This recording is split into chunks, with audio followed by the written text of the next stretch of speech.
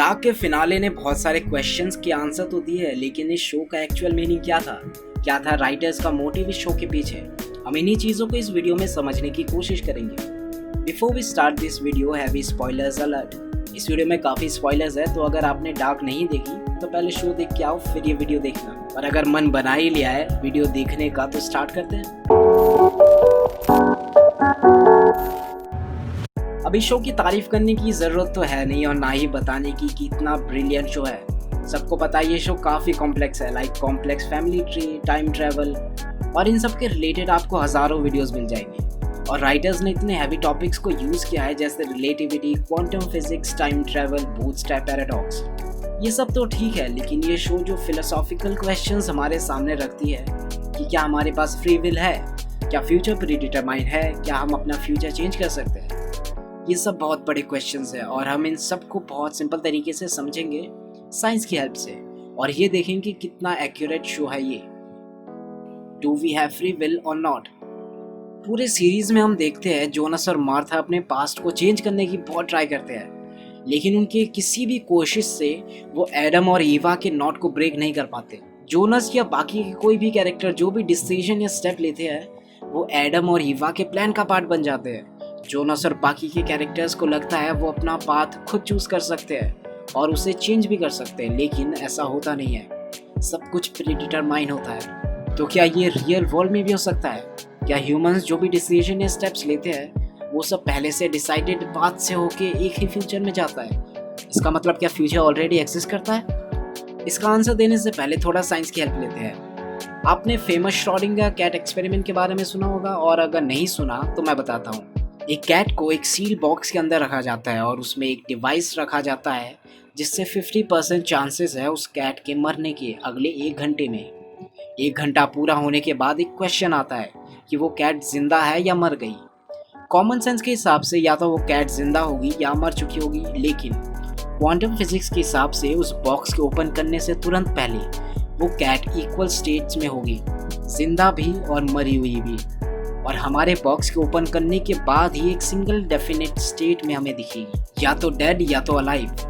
Obviously ये full case नहीं है, एक्सपेरिमेंट में बहुत सारे मैथ्स इन्वॉल्व है और वेव फंक्शन के कॉन्सेप्ट्स भी, पर अभी के लिए ये समझ लो उस टाइम 2 स्टेट एग्जिस्ट करती थी। इसका मतलब है फ्यूचर पहले से डिसाइड नहीं था। और ये सिर्फ थ्योरी नहीं है, इसको प्रूव करने के लिए एक और एक्सपेरिमेंट है, डबल स्लिट एक्सपेरिमेंट, जिसमें एटॉमिक पार्टिकल्स का यही बिहेवियर होता है।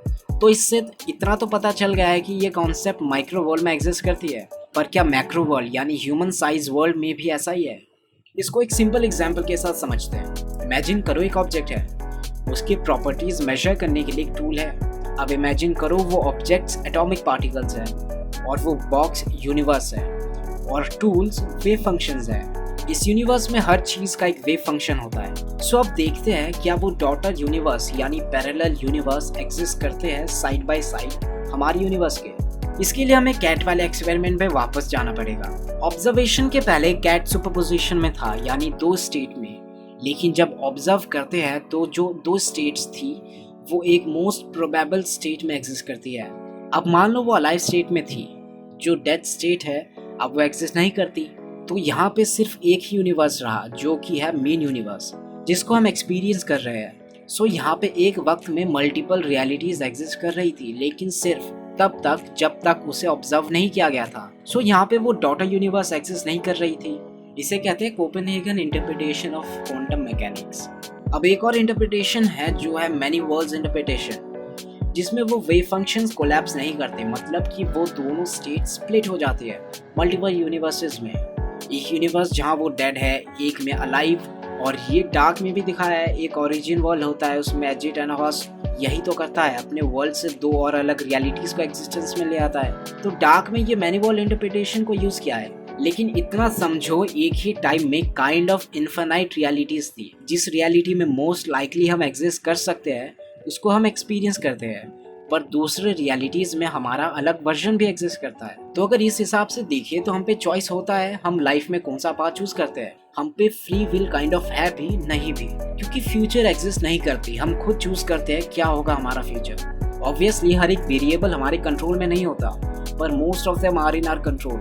Causality, that is cause and effect, cause before effect, Dark में भी इसको यूज किया है, इसीलिए डार्क में भी बेस्ट रिप्रेजेंटेशन है इन सब कॉन्सेप्ट्स का। पर वो फ्री विल वाला थोड़ा सा इधर उधर है और ना ही अपना फ्यूचर चेंज कर सकते हैं, क्योंकि future does not exist not the best. इसी को लेकर एक और चीज़ पे बात करते हैं, वो है सीजन 3 में जब जोनस सुसाइड करने की ट्राई करता है और नोआ उसको गन देता है शूट करने के लिए। वहाँ पे क्या होता है, वहाँ पे कॉजैलिटी का कमाल था, जैसे डार्क में बताया कि टाइम उसको परमिट नहीं करती अपने आप को मारने के लिए, more precisely laws of physics या फिर यूनिवर्स परमिशन नहीं देती। इस चीज़ को डार्क में भी बताया है कि जो चीज़ जैसे हुआ है वैसे ही होगा और जैसा है वैसा ही हमेशा रहेगा। इसका आंसर है, अगर लाइट की स्पीड उसके इस सर्टेन वैल्यू से ज़्यादा हो गई तो इमेजिनरी टाइम एंड स्पेस आ जाएगी, जिससे इफेक्ट कॉज से पहले होने लगेगा। सो जैसे कि कहा था, causality must be maintained at any cost, there is no options. Jonas के पास परमिशन नहीं है अपने आप को मारने की, क्योंकि अडल्ट वर्जन एग्जिस्ट करता है उसका और उससे टाइम लूप डिस्टर्ब होगा और ये यूनिवर्स कभी परमिट नहीं करेगी। Is time travel possible? Yes, time travel is 100% possible. तो जीपीएस तो यूज़ किया होगा, तो जीपीएस सैटेलाइट पे काम करता है और सैटेलाइट का टाइम हमसे अलग होता है because they are in space. So अगर हम ब्लैक होल के पास चले जाते हैं तो टाइम स्टॉप हो जाता है, तो इससे हम फ्यूचर में ट्रैवल कर सकते हैं, at least hypothetically. Generally speaking, more the mass slower the time will travel.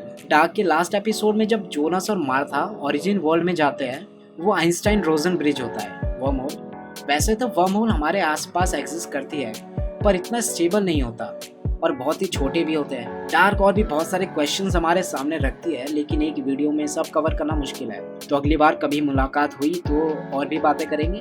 तब तक हेल्दी रहिए और सोचते रहिए। सी यू।